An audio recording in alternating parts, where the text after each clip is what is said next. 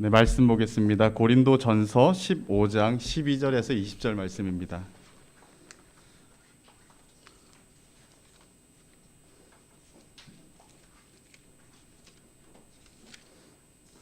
고린도전서 15장 12절에서 20절까지 말씀 제가 봉독하겠습니다. 그리스도께서 죽은 자 가운데서 다시 살아나셨다 전파되었거늘 너희 중에서 어떤 사람들은 어찌하여 죽은 자 가운데서 부활이 없다 하느냐. 만일 죽은 자의 부활이 없으면 그리스도도 다시 살아나지 못하셨으리라. 그리스도께서 만일 다시 살아나지 못하셨으면 우리가 전파하는 것도 헛것이요 또 너희 믿음도 헛것이며 또 우리가 하나님의 거짓 증언으로 발견되리니 우리가 하나님이 그리스도를 다시 살리셨다고 증언하였습니다. 만일 죽은 자가 다시 살아나는 일이 없으면 하나님이 그리스도를 다시 살리지 아니하셨으리라. 만일 죽은 자가 다시 살아나는 일이 없으면 그리스도도 다시 살아나신 일이 없었을 터이요 그리스도께서 다시 살아나신 일이 없으면 너희의 믿음도 헛되고 너희가 여전히 죄 가운데 있을 것이요 또한 그리스도 안에서 잠자는 자도 망하였으리니 만일 그리스도 안에서 우리가 바라는 것이 다만 이 세상의 삶뿐이면 모든 사람 가운데 우리가 더욱 불쌍한 자이리라.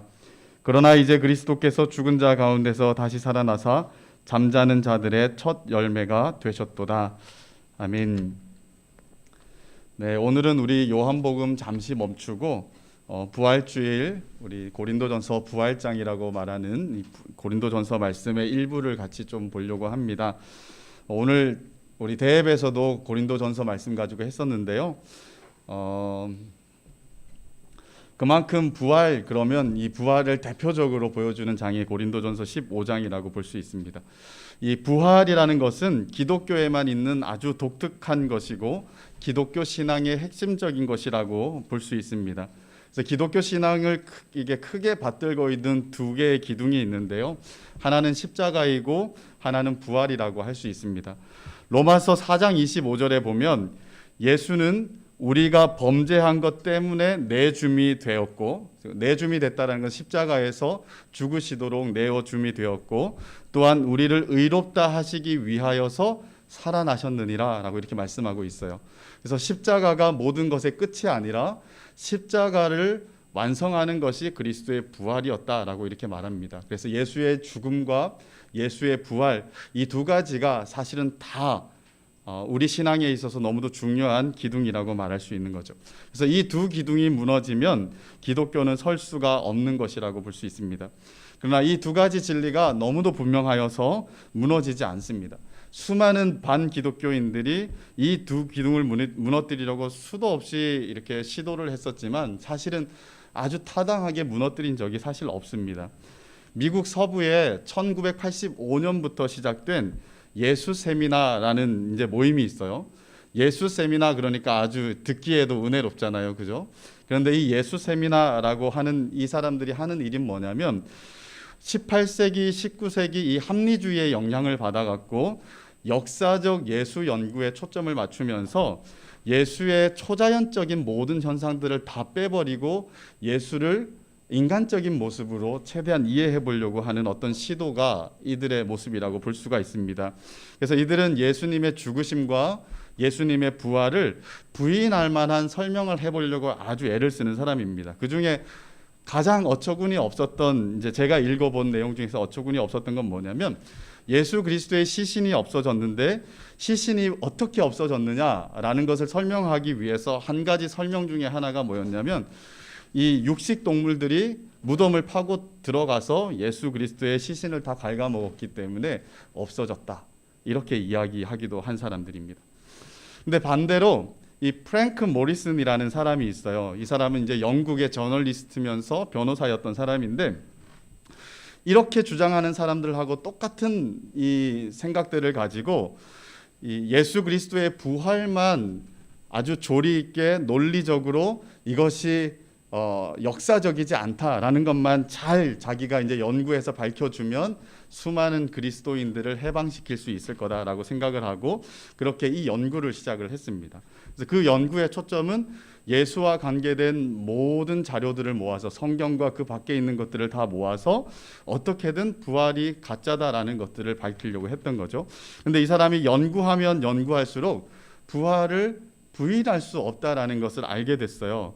그래서 이 처음에 시도했던 것은 부활을 이 거짓되다라는 것들로 증명하기 위해서 연구했는데 책의 성격이 완전히 바뀌었어요. 그래서 어떤 책을 쓰게 됐는데 그 책 서문에 이렇게 쓰고 있습니다.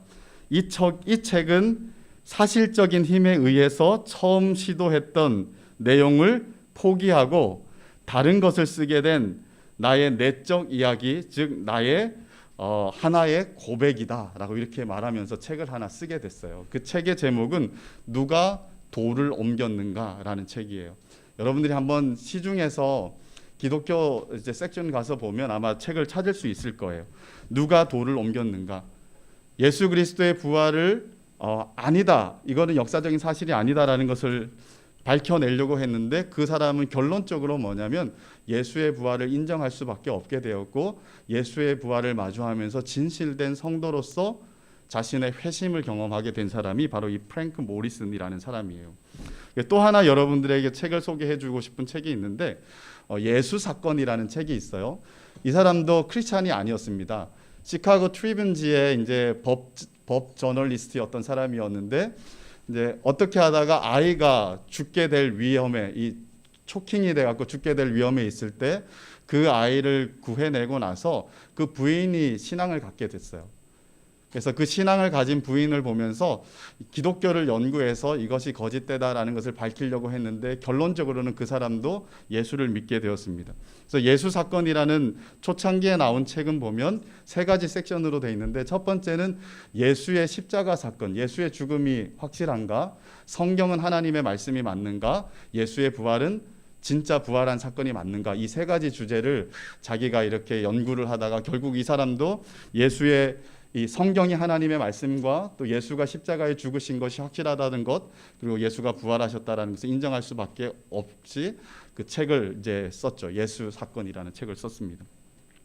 자, 내가 제가 대표적으로 몇 사람을 얘기했는데 이런 사람들은 예수의 부활을 믿지 않고 이 예수의 부활을 거부할 만한 증거들을 찾으려고 그렇게 시도를 했지만 진짜 결론은 어떻게 됐냐면 다 믿음으로 나오는 일들이 있었다라는 거예요. 그렇죠? 그만큼 이 불신자들이 예수의 부활을 진지하게 대면했다라는 겁니다. 진지하게 연구하고 진지하게 논리적으로 생각하면서 추구하고 생각했는데 그 결론이 어떻냐면 이거는 정말 안 믿을 수 없는 사건이다라고 하면서 믿음의 자리로 나아왔다라는 거예요. 자, 오늘 부활절을 또 맞이하고 있는 우리는 이 예수 그리스도의 부활을 어떻게 생각하고 있습니까?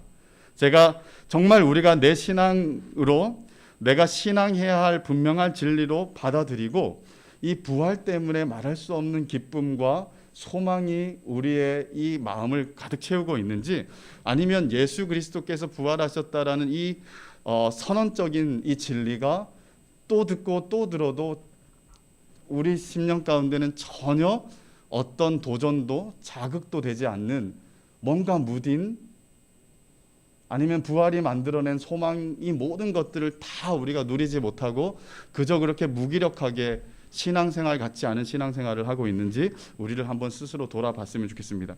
오늘 본문 17절 이하를 보면요, 그리스도께서 다시 살아나신 일이 없으면 너희 믿음도 헛되고 너희가 여전히 죄 가운데 있을 것이고 또한 그리스도 안에서 잠자는 자도 망하였으리니 만일 그리스도 안에서 우리가 바라는 것이 다만 이 세상의 삶뿐이면 모든 사람 가운데 우리가 더욱 불쌍한 자이리라. 바울은 이렇게 말해요. 자, 부활이라는 것이 얼마나 중요하냐면 예수 그리스도께서 부활하신 일이 없다면 예수를 믿는다고 생각하면서 지금 이렇게 믿음의 삶을 살고 있고 더 자기의 삶을 버려서 예수 그리스도의 복음 증인으로서 역할하는 모든 사람들이 세상에서 가장 불쌍한 사람이다 라고 이렇게 이야기를 하는 거죠. 그런데 바울은 이렇게 얘기하면서 어떤 마음을 가지고 있습니까? 나는 절대 세상에서 가장 불쌍한 사람이 아니다라는 마음을 가지고 있죠. 그죠? 왜? 그리스도께서 부활하신 것은 사실이기 때문에. 그래서 20절에 이렇게 써요. 그러나 이제 그리스도께서 죽은 자 가운데서 다시 살아나사 잠자는 자들의 첫 열매가 되셨다라고 얘기합니다. 자, 그리스도인은 가장 불쌍한 자가 아니라 잠자는 자의 첫 열매가 되신 예수 그리스도를 따르는 가장 확실한 소망을 가지고 살아가는 가장 부요하고 가장 복된 존재, 영광된 존재가 바로 성도다라고 바울은 자신 있게 이렇게 외치는 거예요. 그래서 지금 이렇게 가장 불쌍한 자리라라고 말하지만 역설적으로 얘기를 하는 거죠. 나는 가장 안 불쌍한 사람, 가장 불쌍한 것을 넘어서 최고로 행복하고 최고로 영광된 존재다라는 것들을 스스로 부활 안에서 선언하고 있다라는 것입니다.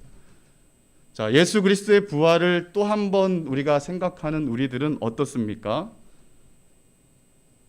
만약 그리스도가 부활한 것이 없다면 이런 진술 속에서 여러분들이 부정적으로도 우리가 부활을 생각해 볼 수 있을 것이고, 또 반대로 예수가 부활하신 것이 확실하다라는 그 토대 위에서 우리가 누구인지를 또 한번 생각해 볼 수가 있겠죠. 그렇게 생각해 봤을 때 여러분들은 그 부활 때문에 어떻게 만들어져 있는 성도인지 우리 좀 한번 생각을 잘 해봤으면 좋겠습니다. 그래서 오늘은 이렇게 던지고 나서 그럼 과연 부활이 진짜인가? 아까 말했던 사람들이 부활 사실들을 어떻게 직면하게 됐는지를 한번 그 과정을 우리도 같이 한번 보려고 해요. 제가 이 목자 모임 때 2018년도에 이 비슷한 얘기를 한번 한 적이 있었는데, 오늘 우리 전체적으로 성경이 말하는 예수의 부활 사건이 사실인가, 역사적인 사실이 맞는가, 이 궁금해하면서 추적해 갔던 사람들의 이야기들을 한번 몇 가지 증거로 한번 생각을 해볼게요. 첫 번째, 이 부활에 대한 수많은 도전 중에서 가장 첫 번째 도전은 시체가 없어졌다라는 거예요. 근데 이 시체가 없어졌다라는 것은 다른 말로 말하면 시체가 없어진 것이 부활의 가장 첫 번째 증거라고도 말할 수가 있습니다. 자, 예수님의 시체가 없어졌어요.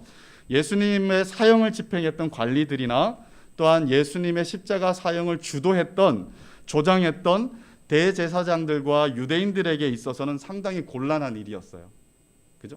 그래서 예수님이 십자가 지시기 전부터 무슨 말씀을 하냐면 사흘 만에 나가 다시 일어나리라, 이런 부활에 대한 메시지를 계속 던졌단 말이에요. 그래서 이거 큰일 났다. 또 예수가 살아있을 때 했던 이야기들 때문에 예수 잔당들을 다 없앨 수 없는 상황들이 생기고 걷잡을 수 없을까 봐 이 일들을 빠르게 수습하려고 했어요. 어떻게 수습하냐면 마태복음 28장에 보면 이런 이야기가 나와요. 대제사장들과 장로들과 함께 모여 의논하고 군인들에게 돈을 많이 주며 그의 제자들이 밤에 와서 군인들이 잘 때 도둑질해 갔다라고 이렇게 좀 보고를 해달라. 그리고 이런 소문들이 저녁에 이제 퍼지게 되는 거죠. 자, 예수님의 시신이 없어진 것은 부활을 주장하는 우리들에게 상당히 큰 도전이고, 또 그 도전에 대해서 잘 직면하다 보면 이것이야말로 역으로 부활하셨다라는 것의 참된 증거이기도 하다라는 것입니다. 자, 시체가 없어졌다라는 것에 대한 설명들을 하기 위해서 이 도전적으로 던지는 사람들이 이렇게 이야기를 해요. 여인들이 예수님의 무덤을 잘못 알고 찾아갔다. 그러니까 시체가 없어진 게 아니었다라고 이렇게 얘기를 합니다. 이 부정적인 사람들이. 자, 부활을 믿지 못하는 사람들은 이 안식일 첫날 여자들이 어두컴컴한 가운데 또한 슬픔에 너무 깊이 잠겨 있었기 때문에 제정신이 아니었기 때문에 그들이 착각하여서 다른 무덤에 찾아갔다라는 거죠. 근데 성경을 보면요, 마가복음 15장 47절에 보면 때에 막달라 마리아와 요셉의 어머니 마리아가 예수 든 곳을 봤더라라고 얘기를 해요. 또 마태복음에서도 갈릴리에서 예수와 함께 온 여자들이 뒤를 쫓아 그 무덤과 그의 시체를 어떻게 둔 것을 봤다라고 이렇게 얘기를 해요. 이 여인들은 예수님의 시체를 둔 것을 분명히 봤고, 그리고 완전히 캄캄한 때가 아니라 여명일 밟을 때 예수의 무덤을 아주 정확하게 찾아갔을 거예요. 그리고 아주 슬픔에 크게 젖어 있었기 때문에 제정신이 아니었다라고 했는데 제자들보다도 훨씬 더 제정신이었어요. 왜 제정신이었냐면 이 여인들은 실질적인 일에 관심을 뒀어요. 어떻게 예수님을 잘 장례를 치를 수 있을까? 그래서 안식일이 다가오니까 그 전에 향품을 사두고 주의 시체에 기름을 바르려고 미리 다 준비했던 사람들인 거예요. 정신이 없어서 그 자리에서 도망간 제자들하고는 다르게 이 여인들은 아주 냉철한 이성을 가지고 자기들이 다음에 무슨 일을 해야 될지를 다 생각하고 있었던 사람인 거죠. 그래서 이들이 정신이 없었다라고 말하기에는 너무 이렇게 기록되어 있는 것과는 반대 이야기를 하고 있다는 겁니다. 그러니까 여기에 대해서 설득이 안 되니까 다른 주장을 냅니다. 어떤 주장을 내냐면 예수님은 죽은 게 아니다. 예수님은 죽은 줄 알았는데 사실은 기절했다가 다시 깨서 무덤에 돌을 굴리고 제자들에게 갔다라고 이렇게 이제 이야기를 해요. 이게 뭐 어떤 사람들의 이야기가 아니라 기독교 2000년 역사 중에서 계속 있었던 도전들이에요. 자, 이것도 한번 잘 생각해 보면 성경 마가복음 15장 44절 이하를 보면요. 이렇게 이야기합니다. 빌라도는 예수께서 벌써 죽었을까 하고 이상히 여겨서 백부장을 불러 죽은 지 오래냐 묻고 백부장에게 알아본 후에 요셉에게 시체를 내어주었다라고 이렇게 얘기를 해요. 아리마대 요셉이 예수님의 시체를 달라고 요구하러 왔어요. 그랬더니 벌써 죽었어? 이 지금 시간 6시간밖에 안 지났는데 벌써 죽었을 리가 없을 것 같은데 해서 백부장을 불러서 확인을 한 거예요. 확인을. 그리고 이 백부장은 또 어떻게 확인했냐면 요한복음 19장에 보면 그중 한 군병이 창으로 옆구리를 찌르니 곧 피와 물이 나왔더라. 해서 예수 그리스도가 완전히 운명하신 것들을 확실하게 그 사람들이 다 했던 거죠. 그렇죠? 그래서 예수님은 잠시 죽은 척하다가 깨어났다라고 하기에는 이미 이야기하고 있는 것들이 예수님을 여러 사람들이 이미 죽으셨다라는 것을 다 확인했다라는 거예요. 그리고 확인했을 뿐만 아니라 예수님을 장사 지내고 그리고 엄청난 큰 돌로 거기를 막고 군사들로 하여금 지키게까지 했단 말이에요. 근데 그 예수님이 갑자기 정신을 차리고 그리고 일어나서 상처난 몸으로 큰 돌을 굴리고 병사들을 유유히 따돌리고 이렇게 거기서 빠져나왔다라는 것은 아무튼 그렇게 주장하는 사람들의 이치에 맞지는 않는 이야기인 거예요. 그죠? 그래서 이 사람들이 마지막에 얘기한 건 뭐냐면 성경에 나오는 것처럼 제자들이 시체를 훔쳐갔다. 이거는 이렇게 이제 주장을 하게 된 거죠. 자, 제자들이 시체를 훔쳐갔다라는 것도 사실 앞뒤를 따져보면 그게 그렇게 썩 좋은 주장들이 아니에요. 일단 이 예수님께서 사흘 후에 부활하신다라는 이야기를 했기 때문에 대제사장들은 이 로마 빌라도에게 찾아가서 어떻게 하냐면 이 무덤을 돌로 막고 사흘 동안 군인들을 통해서 꼭 지켜주십시오라고 부탁을 했단 말이에요. 그래서 파수꾼들을 다 해놓고 큰 돌로 막기까지 했습니다. 그런데 예수님의 시체가 없어진 거예요. 그죠? 그래서 이 예수님의 시체가 없어졌으니까 제자들을 통해서 제자들이 훔쳐갔다라고 말했는데 이 제자들이 훔쳐갔다라는 말이 가장 그 사람들에게는 사실 위험한 말이에요. 왜 위험한지 한번 생각해 보십시오. 만약 제자들이 훔쳐갔다면 그들은 예수님의 시체를 숨겨놓고 예수님이 부활했다고 거짓 소문을 퍼뜨린 거예요. 근데 거짓 소문을 퍼뜨렸는데 그러다가 그 사람들이 예수의 부활을 증거하다 잡혔어요. 맞기도 하고 심지어 죽는 일들이 되게 많았단 말이에요. 12명의 제자 중에서 단 한 명을 제외하고는 전부 다 순교를 했고 심지어 사도 바울도 순교를 했잖아요. 그죠? 그 사람들이 다 순교를 할 때까지 자기들이 숨겨놓은 시체 때문에 자기들의 거짓말을 옹호하려고 목숨을 버렸다라는 것은 앞뒤가 맞지 않는 거예요. 그죠? 그래서 이 부분들을 다시 우리가 역으로 생각해 본다면 제자들이 시체를 훔쳐간 것이 아니라 제자들은 실질적으로 부활하신 예수를 본 것 외에는 이들의 행동을 설명할 수 있는 일은 사실 없다라는 거예요. 그리고 제자들이 예수님의 시체를 훔쳐가는데 나중에 요한복음에 보면 예수의 수의가 그대로 거기에 개켜 있었다라고 이렇게 말하거든요. 예수님의 수의를 다 벗기고 예수님의 시신을 옮겨갔다라는 것은 말이 안 되는 거예요. 그죠? 근데 벗겼을 뿐만 아니라 그 벗긴 것이 예수님이 입고 있는 상태랑 똑같이 있었다라는 것은 더더욱 말이 안 되는 거죠. 그래서 이 사람들이 또 하나의 이제 가설을 내요. 뭐냐면 제자들이 훔쳐간 게 아니라 로마의 군병들과 당국자들이 예수님의 시체를 치웠다라고 이렇게 이제 주장을 합니다.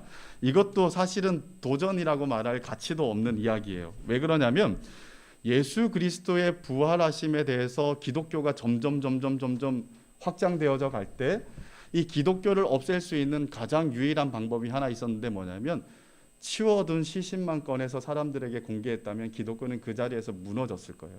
그죠? 근데 그런 일이 없었습니다. 왜? 시신을 가지고 있지 않았기 때문인 거죠. 그죠? 그래서 시신이 없어졌다라는 것들을 나름대로 설명해 보려고 도전했던 수많은 내용들이 있는데 그것을 심리적으로 또 역사적으로 문헌적으로 아무리 찾아봐도 그 사람들을 지지하기보다는 도리어 예수가 부활하셨다라는 것만 더 분명하게 하는 일들이 되고 있다라는 것입니다. 자, 두 번째 예수 그리스도의 부활의 또 다른 증거는 뭐냐면 수의가 헝클어지지 않았다라는 거예요. 이 예수님이 입고 장례를 치렀던 그 수의가 헝클어지지 않았다라는 건데, 자, 당시 장사 풍속은 죽은 자의 수족을 배로 동이고 얼굴을 수건에 감싸 말아 놓는 것이었습니다. 이 요한복음 11장에 나사로의 장례 사건이 나죠, 그죠? 그 11장 44절을 보면 죽은 자가 수족을 배로 동인 채로 나오는데 그 얼굴은 수건에 쌓였더라. 둘둘둘둘 말아 쌓였더라. 예수께서 가라사대 풀어놓아 다니게 하라 하시니라. 자, 배로 동인 후에 얼굴은 수건으로 감아 동여놨다라는 거예요. 그죠? 예수 그리스도의 이 부활을 목격한 사람들, 무덤에 가서 빈 무덤을 확인한 사람들의 증언을 이렇게 쓰고 있습니다. 시몬 베드로가 따라와서 무덤에 들어가 보니 세마포가 놓여 있고 그 옷이에요. 그리고 또 머리를 쌌던 수건은 세마포와 함께 놓이지 않고 딴 곳에 개켜 있더라라고 이렇게 기록되어 있어요. 자, 이 개켜 있다라는 말은 우리가 자칫 잘못하면 옷을 벗어서 잘 개어서 딱 놨다 이렇게 이제 생각이 드는데 그 원어적으로는 그런 의미가 아니라 둘둘둘 감겨 있었다라고 얘기를 하는 거예요. 둘둘 감겨 있었다. 자, 이게 어떻게 됐냐면 예수께서 수의를 입고 머리는 감고 있었단 말이에요. 근데 부활하신 몸이 그 상태에서 그것을 빠져나오신 거예요. 마치 부활하신 예수님이 벽을 통과해 가시는 것처럼 그렇게 그 옷을 그대로 통과해 나오셨기 때문에 베드로와 여인들이 봤을 때 어떤 형상이었었냐면 사람만 없어지고 그대로 그것이 쑥 꺼져 있었던 거예요. 이해 가시겠죠, 그죠? 자, 이 상태를 봤을 때 이것은 예수 그리스도가 부활하셨다라는 것을 어떻게 보면 가장 잘 보여주는 하나의 증거일 수가 있다라는 겁니다. 이 광경 자체가 누구도 손대지 않았던 거니까요. 자, 또 하나의 부활의 증거는 예수 그리스도가 나타나셨다. 그리고 예수 그리스도를 너무도 많은 사람들이 봤다라는 주장들이에요. 단 한 사람도 아니라 수백 명이 넘는 사람들이 봤다라는 거예요. 자, 성경에 따르면 예수님은 부활하신 후 제자들에게 자주 나타나셨는데요. 성경에 약 10회에 걸쳐서 이것을 기록하고 있어요. 막달라 마리아에게 나타나신 이야기, 또 무덤으로부터 돌아가는 여인에게 나타나신 이야기, 베드로에게 나타나신 거, 엠마오로 가는 두 제자에게, 다락방에 모인 사람들에게, 또한 도마를 포함하여서 11제자에게 다 나타나시고 갈릴리 산에서는 500여 형제들에게 한꺼번에 보였다라고 말하고요. 그리고 불신하던 예수님의 동생들, 주의 형제 야고보에게 나타났다라는 거, 그리고 갈릴리 호숫가에서 베드로, 나다니엘, 야고보, 요한 등 여러 제자들에게 나타난 거, 승천시의 베다니에 가까운 감난산 위에서 많은 사람들에게 나타나신 거, 그리고 우리가 잘 아는 것처럼 바울에게 나타나신 거, 그죠? 그리고 사도행전 1장 3절을 보면 예수님이 더 많은 곳에서 더 많은 사람에게 나타났을 가능성을 어느 정도 또 비춰주고 있습니다. 40일의 시간 동안 십자가에서 죽으시고 부활하신 후에 승천하실 때까지의 이 40일 시간 동안 예수님은 많은 사람들, 많은 제자들에게 나타나셔서 그들을 만나 주시고 거기에 대한 기록들도 성경은 계속해서 쓰고 있는 거예요. 그래서 이것이 사실은 이 사람들이 한결같이 다 거짓말을 하거나 또 다른 어떤 의도를 가지고 하지 않는다 그러면 이 다양한 사람들이 하는 증언들이 참일 수 있다라고 우리가 한번 생각해 볼 수 있는 거죠. 그런데 이들의 이 동일한 증언을 거부하는 사람들은 이렇게 얘기를 합니다. 그 수많은 제자들이 다 지어낸 얘기가 아니냐, 아니면 이 수많은 제자들이 예수님을 너무도 그리워하고 보고 싶어한 나머지 환상을 본 거다라고 이렇게 주장을 합니다. 자, 제자들이 지어낸 얘기다라는 이야기를 한번 생각해 보세요. 만약 부활의 이야기를 꾸며냈다라고 한다 그러면 제자들은 의심과 두려움 같은 것을 아예 없애버리거나 최소한 예수님을 더 영광스럽게 묘사하고 자신들의 불신들을 미화하려고 했을 것 같기도 해요. 그죠? 또한 부활 자체에 대한 아주 극적인 설명을 더 잘하거나 예수 그리스도가 어떤 모양으로 나타났는지에 대해서 되게 많이 얘기할 수 있을 것 같아요. 그런데 이 사복음서에 나와 있는 예수의 부활에 대한 증거라든가 사도행전에 나와 있는 것들을 보면 아주 담담하게 사실들을 기록하고 있는 것 같은 느낌들을 훨씬 더 많이 주는 거예요. 뭔가 꾸미고 있다라는 것보다는 자신들이 경험한 이야기를 쓰고 있다라는 것을 더 이렇게 그렇게 볼 수밖에 없도록 쓰고 있다라는 겁니다. 자, 또 그러면 또 이 사람들이 환상이었다라고 말해요. 그래서 이 환상이라고 하는 것은 이 르낭이라는 사람과 여러 이렇게 반대론자들이 하는 이야기가 환각자의 열정이 부활한 신을 만들었다라고 이렇게 이제 주장해요. 그러니까 많은 사람들이 너무 이렇게 예수에 대한 마음이 있다 보니까 환상으로 다 같이 봤다라는 이야기를 합니다. 그런데 실제로 이 환상이라는 것은 그곳에 있지 않는 어떤 외형적인 물체에 대한 지각이잖아요. 그죠? 지각. 그래서 이 환각은 지나치게 의도적인 사고를 계속해서 절정에 이르면 일어나거나 아니면 시간이나 장소나 기분 등에 의해서 환경에 의해서 이 영향을 받아서 그런 일들이 일어날 수가 있어요. 실제로 있죠. 그런데 이 예수 그리스도의 부활 사건을 이렇게 보면 제자들이 예수님의 부활을 의도적으로 사고하지 않았다라는 거예요. 부활하신 예수님을 막 사모해서 막 더 그리려고 생각하려고 하지 않았다라는 거예요. 도리어 부활하신 예수님이 나타났을 때 이들의 반응이 뭐냐면 놀라워하고 무서워했어요. 막 기다리고 그리면서 막 보고 싶어하고 이런 게 아니라 나타나자 도리어 무서워하고 오히려 믿지 않은 사람도 있어요. 그죠? 믿지 않은 사람도 있고 어떤 사람들은 허탄한 말로 생각했다라고 누가복음에서도 얘기를 하고요. 심지어는 부활하신 예수님이 나타났을 때 무서워하면서 영으로 생각하기도 했다라고 이렇게 말하기도 합니다. 그리고 도마는 내가 못자국을 실질적으로 만지기 전에는 나는 믿지 않겠다라고 이렇게 거부하기도 했어요. 그래서 예수님이 제자들에게 무슨 말씀을 하셨냐면 이 미련하고 마음에 더디 믿는 자들아 하고 책망을 하셨다라는 거예요. 그죠? 그들은 부활을 의도적으로 사고하지 않았습니다. 기대도 하지 않고 그냥 절망감에 휩싸여서 그냥 예수로부터 흩어져서 이제 자기 고향으로 가거나 딴 일들을 다 알아보고 하는 그 순간 예기치 않고 의도치 않는 곳에서 부활하신 예수님을 만나고 도리어 무서워하고 놀라워했다라는 거예요. 이들이 막 열망해서 예수의 환상을 봤다라는 것은 어림도 없는 이야기 같아요. 그죠? 그리고 환경적인 영향력도 그렇게 많이 받지 않은 것 같아요. 그죠? 이들이 감상에 젖어서 회상하다가 청승을 떨다가 예수님의 환상을 보고 빠진 것이 아니라 예수님은 여러 곳에서 다 나타나신 거예요. 그죠? 산에서도 나타나셨다가 엠마오로 가는 길목에서도 나타나셨다가 다락방에서 나타나셨다가 되게 많은 환경에서 그들에게 나타나셨고 심지어 한꺼번에 500명에게도 보였단 말이에요. 어떻게 500명이 집단적으로 환상을 볼 수가 있겠습니까? 그죠? 이런 일들이 다 있었다라는 이 기록들은 어떻게 보면 예수 그리스도가 실제로 부활하셨다라는 것 외에는 다른 어떤 것이 더 설득력이 없다라는 것을 볼 수가 있어요. 그 마지막으로 가장 큰 다른 증거들은 뭐냐면 부활하신 예수 그리스도를 만난 사람들이 삶이 너무도 급속도로 변했다라는 거예요. 그래서 이들의 삶의 변화는 이 부활하신 예수님을 만난 것이 아니면 설명이 안 된다라는 겁니다. 자, 그리스도의 죽음으로 제자들은 대단히 낙망하고 절망에 빠져 있었거든요. 근데 사도행전을 딱 펼치면 사복음서가 끝나고 사도행전을 딱 펼치면 어떤 일이 벌어지냐면 완전 180도 다른 제자들의 모습을 봐요. 그죠? 그들은 무서워하지 않아요. 생명을 아끼지 않고 도리어 천하를 어지럽게 하는 사람들이라는 평가를 받으면서 막 물불 안 가리고 예수를 전하려고 하는 모습을 봐요.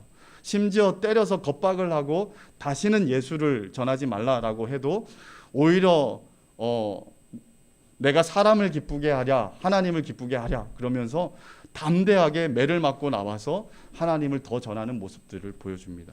이전에 십자가 앞에서의 실패하고는 전혀 다른 모습을 보여주는 거죠. 그리고 사도행전은 이런 제자들의 변화가 왜 일어났는가를 설명해 주고 있는데 그 변화를 가져온 중심 이유가 뭐냐면 오순절 성령 강림 사건이라는 거예요. 성령께서 그들에게 역사하셨기 때문에 임재하셨기 때문에 그들의 변화가 이루어졌다라는 거죠. 그런데 이 성령의 강림 사건은 어떻게 일어났습니까? 예수께서 부활하시고 40일간 제자들에게 보이신 후에 승천하시고 나서 10일 후에 열흘 후에 성령께서 강림하신 거죠. 예수 그리스도의 부활과 동떨어질 수 없는 사건이라고 성경은 이야기하고 있는 것입니다. 자, 이 사건이 일어났더니 어떤 일이 벌어집니까? 시몬 베드로는 예수의 고난의 장면에서 슬그머니 사라졌던 사람입니다. 예수를 저주하고 예수님의 말씀을 기억하면서 서러워서 통곡하며 울던 사람이 그리고 자기의 삶의 자리로 돌아갔던 사람이 이 베드로예요. 그죠? 그런데 이 베드로가 사도행전을 펼치면 수천 명 앞에서 죽음도 두려워하지 않고 복음을 담대하게 선포하는 사람으로 바뀌었고 사형이 예상되는 그런 상황에 감옥에 갇혀서 편안하게 잠을 자던 사람으로 바뀌었다라는 겁니다.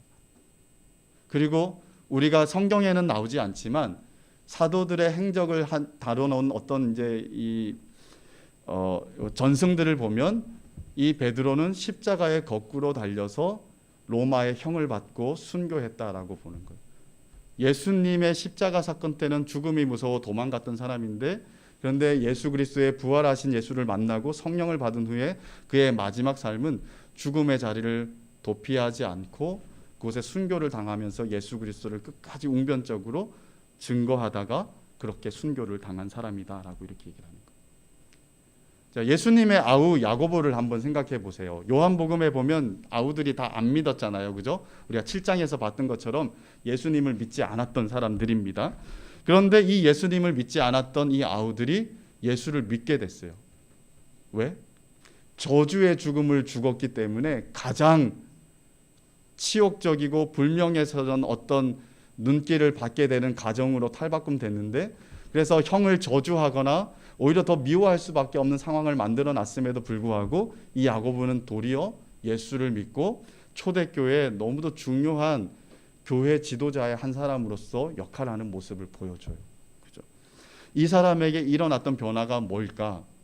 고린도전서 우리가 오늘 읽은 본문 앞부분에 보면 부활하신 예수께서 그의 형제 야고보에게도 나타나셨다라고 말하는 거예요.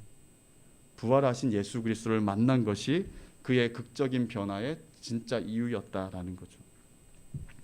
그럼 이후에도 여러분들이 한번 시간이 되면 책들을 가지고 여러분 한번 연구를 해보세요.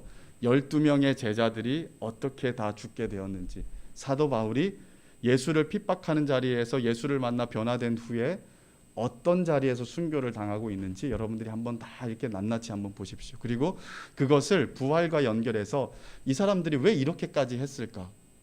이들의 믿음은 도대체 뭐였을까? 이들이 부활하신 예수 그리스도를 만난 것 외에는 다른 것이 설명이 될 수 있을까? 여러분 한번 진지하게 여러분들 묵상하면서 한번 그 앞에 직면해 보시기 바랍니다. 그러면 우리에게도 간접적으로 직접적으로 답이 다 오지 않겠습니까? 그죠? 자, 이들은 죽음 앞에서도 흔들리지 않고 죽음을 불사하면서 부활하신 예수 그리스도를 증거했어요. 그죠? 사자굴 앞에서도 그리고 수많은 잔인하게 이렇게 순교당하는 그런 현장에서도 믿음을 저버리지 않았습니다. 믿음을 저버리지 않고 차라리 죽는 것을 택하였어요. 이 땅에서 죽는 것이 그들에게 더 유익하다라고 생각한 거겠죠. 그죠? 그래서 그들을 중심을 채우고 있는 신앙의 성격, 색깔들이 도대체 뭐였는지를 한번 생각해 보십시오. 그들은 이 땅에서의 삶이 끝이라고 생각하지 않고 이 땅에서의 어떤 것이 나를 죽인지언정, 이 육체는 죽일지언정 나의 영이 그리스도께 속해 있다라는 것 자체를 끊어낼 수 없다라는 것들을 이 사람들이 너무도 확신한 거예요. 그래서 하이델베르크 요리문답 1문 1답을 보면요, 사나 죽으나 당신의 유일한 위로가 무엇입니까? 라고 이렇게 물어요. 그랬을 때 사나 죽으나 나는 내 것이 아니요 오직 그리스도의 것이다 라는 사실들이 나의 궁극적이며 유일한 위로입니다 라고 이렇게 답변을 합니다. 부활신앙을 참되게 가지고 있는 사람들의 진짜 신앙 고백인 거죠. 그렇죠? 고린도전서 15장은 부활장이라고 일컬어져요. 그리고 고린도 교회에는 부활을 믿지 않고 부인한 자들이 있었습니다. 교회 안에. 그래서 12절을 보면 그리스도께서 죽은 자 가운데서 다시 살아나셨다 전파되었거늘 너희 중에서 어떤 사람들은 어찌하여 죽은 자 가운데서 부활이 없다 하느냐. 그 교회 안에서 부활을 거부하는 사람들이 있었다라는 거예요. 그죠? 교회 안에 있는데 예수를 신앙하고 있는데 그 신앙하는 교회 공동체 안에 예수의 부활을 믿지 않고 거부하는 사람들이 있었다라는 거예요. 이건 고린도 교회만의 문제일까요? 오늘 우리 교회, 우리 청년부, 우리 안에는 예수 그리스도의 부활을 진실되게 믿는 사람들만 있을까? 그리고 믿는다 그러면 어떤 게 진짜 믿는 것일까? 지금 우리가 하는 모양새, 우리가 믿는다라고 말하는 모양새는 진짜 믿는 게 맞는가라고 우리가 좀 진지하게 고민해 봐야 될 것 같아요. 이 신앙의 가장 핵심적인 사실들을 우리가 진지하게 직면해 보지도 않고 그냥 교회 가니까 어렸을 때부터 들었으니까 그런가 보다라고 생각하면서 우리 스스로도 이 사실을 중요하게 치부하지 않는다 그러면 우리는 확실한 부활신앙을 가지고 살아가는 존재가 되지 못할 거예요. 진짜 부활신앙은 죽음 앞에서도 그들을 담대하게 하고 어떤 작은 것에서도 마음이 무너지거나 흔들리지 않게 했다라는 거예요. 근데 오늘 우리가 부활신앙을 가지고 있다면 우리가 삶에서 당면하는 수많은 문제들, 그 문제들을 우리가 이런 식으로 소화해낼 수 내겠는가, 우리가 한번 생각을 해봐야 되지 않을까 싶습니다. 우리가 진짜 부활신앙을 가지고 있다면 우리가 진짜 힘들어하는 수많은 일들을 쭉 보면서 이게 참된 부활 소망을 가지고 있는 사람, 소망을 가지고 있는 사람들이 반응해야 될 마땅한 바가 맞는가, 이렇게 여러분들의 삶들을 질문하면서 한번 따져보시기 바랍니다. 그러면 우리가 얼마나 허접한지가 드러나지 않을까라는 생각이 들어요. 사도는 이렇게 말했죠. 만일 그리스도 안에서 우리가 바라는 것이 다만 이 세상의 삶뿐이면 모든 사람 가운데 우리가 가장 불쌍한 자이리라. 만약 부활이 없다면 우리는 가장 불쌍한 사람이고 바보 천치라는 거예요. 그런데 바울은 어떻게 살았습니까? 부활 소망을 가지고 가장 바보스럽게 살았어요. 가장 불쌍하게 살았죠. 그죠? 다른 수많은 이 제자들도 고통 속에서 순교하면서 가장 바보스럽게 살아간 거예요. 왜 그 사람들은 그렇게 살았을까요? 그게 바보스럽지 않다라는 걸 알았기 때문에. 오히려 그것이 가장 복된 삶이고 가장 영광스러운 삶이고 가장 확실한 삶이다라는 것을 알았기 때문에 그 삶들을 살아갔다라는 거예요.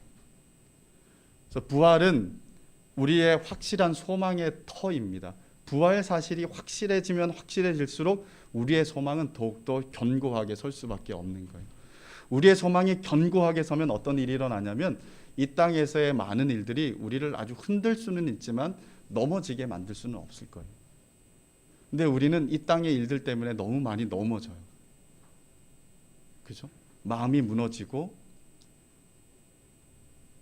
일정한 정도의 힘들 수밖에 없는 일인데 그것보다 훨씬 더 힘들어하면서 우리의 많은 것들이 다 망가지도록 우리 스스로도 손을 놓고 있을 때가 많잖아요. 그죠? 이거는 확실한 소망을 지닌 사람들의 마땅한 반응이 아닌 거예요. 그러면 우리는 이 문제들이 해결되어지도록 우리가 거기에 천착하는 것이 아니라 가장 먼저 어디로 달려가야 되냐면 내가 믿는 믿음의 토대가 뭔가를 봐야 돼요. 나는 예수 그리스도의 십자가 사랑을 확신하는가? 나는 예수 그리스도의 부활을 다른 어떤 것보다도 실질적으로 믿고 내가 소유하고 있는가? 그래서 이 부활 신앙이 나로 말미암아 그 무한한 소망을 불러내서 내 마음이 어떤 환경에 있어도 이 소망 때문에 내가 너무 부요한 자로 내가 스스로 인정되어지는가? 그리고 이것을 허락하신 하나님 앞에 어떤 어려운 자리에도 감사와 찬양이 저절로 나오고 있는가? 이게 진짜 신자들의 어떤 사고의 프로세스와 그리고 삶의 어떤 이 프로세싱이 아닐까라는 생각이 듭니다. 사랑하는 여러분, 이 부활절 1년에 한 번씩 우리가 기념해요. 그죠? 그런데 우리는 부활 신앙에 대해서 1년에 한 번만 생각해서는 절대 안 됩니다. 왜냐하면 이 그리스도의 십자가와 부활은 우리 신앙을 떠받친 기둥이거든요. 이게 없으면 우리는 설 수가 없는 사람들인 거예요. 그래서 우리는 매 순간 예수의 부활을 끊임없이 바라보면서 부활이 주는 소망의 확신함을 붙잡고 살아야 되는 사람들입니다. 그것이 분명해지면 분명해질수록 우리는 내적으로 상당히 강한 사람이 될 거예요. 왜?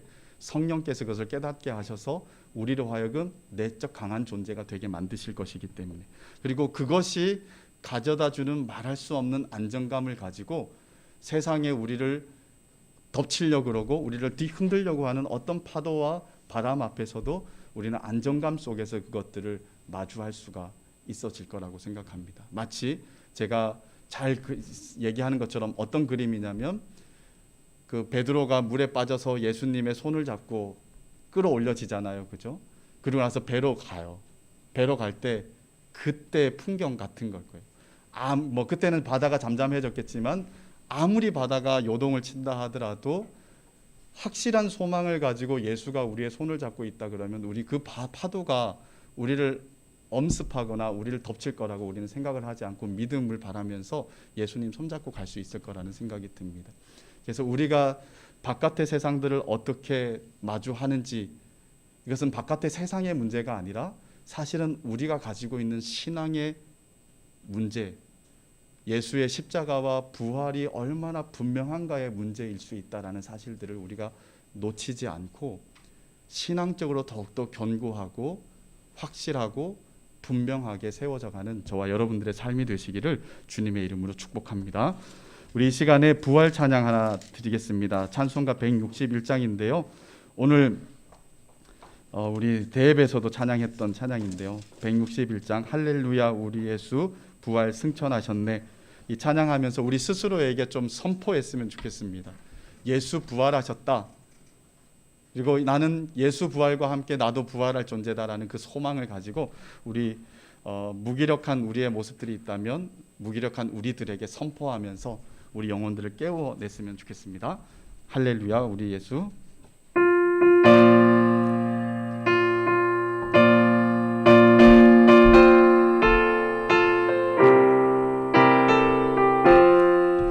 할렐루야 우리 예수 부활 승천하셨네. 세상 사람 찬양하니 천사와 나파도다. 구주 예수 부활하사 사망 권세 이겼네. 구주 예수 부활하사 사망 권세 이겼네. 할렐루야 우리 예수 왕의 왕이 되시고 우리들의 중보 되신 성령 증거하시네. 구주 예수 부활하사 처음 열매 되셨네. 구주 예수 부활하사 처음 열매 되셨네. 할렐루야 우리 예수 흠과 티가 없도다.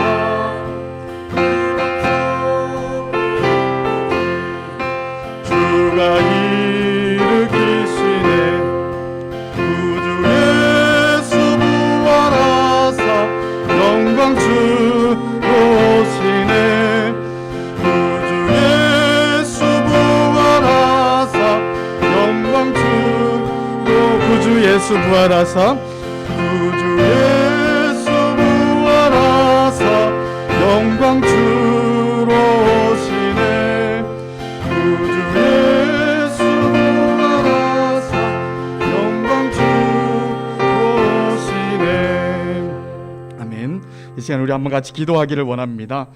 예수 그리스도의 부활하셨다라는 그 아주 단순한 선언들을 가볍게 생각하지 않고 실질적으로 예수가 부활하셨다라는 그 진짜 믿음을 가지고 주님 앞에 반응하는 우리들이 되었으면 좋겠습니다.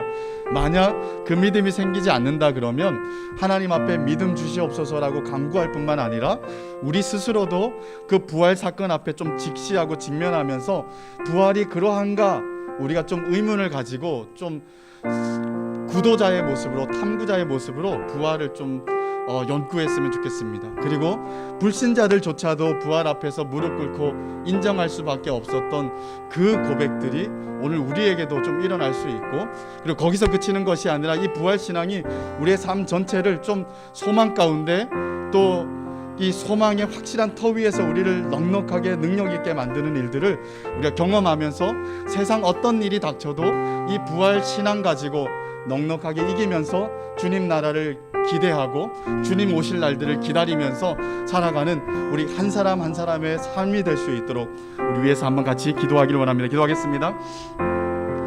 살아계신 하나님 아버지, 이 시간 하나님 우리가 예수 그리스도의 부활을 이렇게 기념하는 날, 하나님 우리가 단순하게 이제까지 해왔던 의례적이거나 연례적인 일들로 우리가 좀 생각하지 않고 진실로 예수 그리스도의 부활이 사실이라는 사실들, 그래서 우리의 방을 뛰어다니면서 또 우리의 삶에 우리의 많은 자리에서 선포하면서 예수의 부활을 믿음으로 반응할 수 있는 저희들이 될 수 있도록 좀 도와주십시오.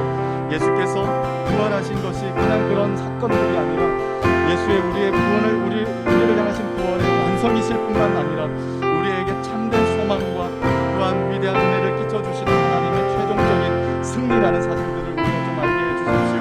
그래서 부활을 대할 때 정말 죽은 자가 살아났다 그 이상의 정말 예수 그리스도가 가져오신 모든 은혜의 혜택들이 우리에게 다 느껴지게 해주시고, 또한 그 확실한 소망의 터우 부활을 위해서 우리가 참 세상의 어떤 삶들과 상황들을 만나든지 간에 그 부활 신앙을 가지고 넉넉하게 이겨갈 수 있게 되게 해주십시오. 우리의 믿음의 수많은 선배들을 우리가 생각해 봅니다.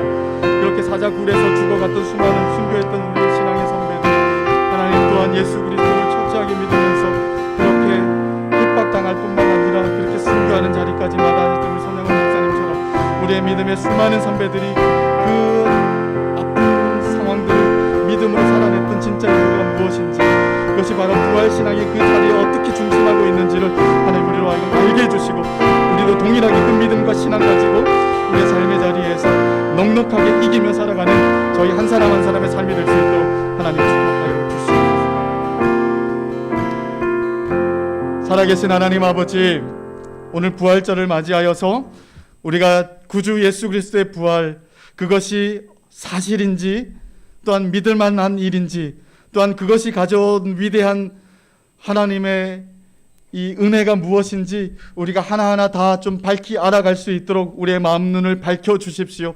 그래서 대수롭지 않거나 좀 무디게 우리가 이것들을 대하는 것들이 아니라 참으로 예수 그리스도의 부활하신 것이 우리에게 어떻게 소망이 될 수밖에 없는지, 그리고 이것이 어떻게 우리의 힘이 되고 능력이 되는지 우리가 다 몸으로 좀 배워갈 수 있는 삶이 될 수 있도록 도와주시옵소서. 우리의 삶의 현장에서 우리를 힘들게 하거나 우리를 좌절시키거나 우리를 유혹하거나 우리를 이 땅에 메어두어서 이 땅의 사람으로 살게끔 하려고 하는 수많은 시도와 도전들을 하나님께서 다 무마시키시되, 우리 안에 이 부활 신앙의 확신함을 가지고 그것들을 다 극복하고 넉넉하게 이기면서 살아가는 저희 한 사람 한 사람들 다 될 수 있도록 하나님 은혜 베풀어 주시옵소서. 다시 한번 예수께서 부활하신 그 위대하고 놀라운 이 기독교의 핵심적인 진리가 우리 영혼에 선포되어지게 해주시고, 우리 영혼이 주님의 그 부활 소망을 붙잡고 확실한 소망 위에서 하루하루 살아내는 바벨론 같은 삶을 믿음으로 살아내가는 주께서 사랑하시는 우리 청년 이부 지체들 한 영혼 한 영혼 다 될 수 있도록 인도하여 주시옵소서. 예수 그리스도의 이름으로 기도드립니다. 아멘.